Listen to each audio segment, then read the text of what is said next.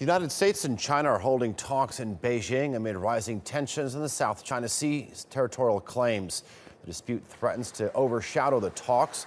China claims sovereignty over nearly all of the South China Sea islands, despite competing declarations by many other Asian nations.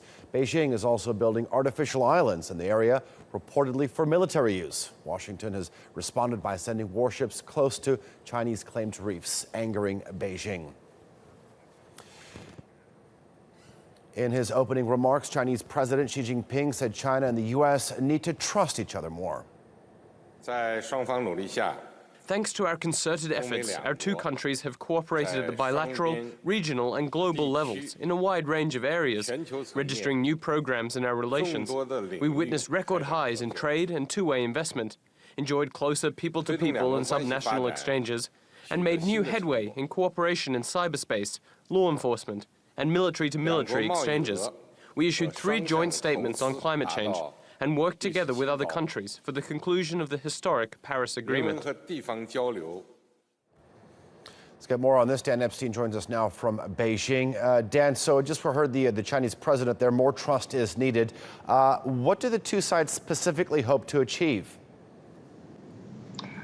Well, this meeting, this strategic dialogues, is a way of basically addressing a whole range of issues, everything from the environment to cybersecurity to science and technology innovation. And it's a way of really making sure both sides are seeing eye to eye. Some people say, it's just about handshakes, not about decisions. Well, that's actually what may be needed, given the mistrust, given the rising tensions, around issues like the South China Sea. So many issues are going to be discussed, and places where the two sides, China and USA, do see eye to eye are in things like the environment.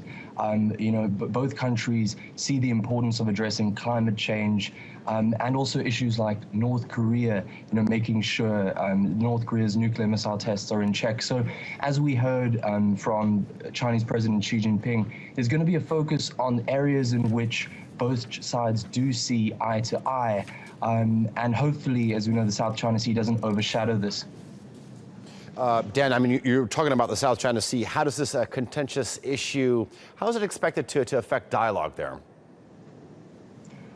Well, over the last few weeks and even in the past week, the rhetoric on both sides has seemed to get more and more inflammatory. Just yesterday, John Kerry said that, China's actions could be seen as provocative and, destabilizing. And there he was referring to a hint by China that they may set up an air monitoring system in the South China Sea, air defense monitoring system. And this has just kind of continued to build up. Just last week, also, Sun Jianguo, the admiral, Chinese admiral, said that we're not causing trouble, but we also don't fear trouble. So there's been a buildup of this rhetoric, and as we get closer to The Hague, the verdict by The Hague, which is expected on June 23rd, which is expected to be against China, there's really becoming more buildup of this rhetoric on both sides. And it's not something which we expect to see any kind of resolution with over the next few days with these talks.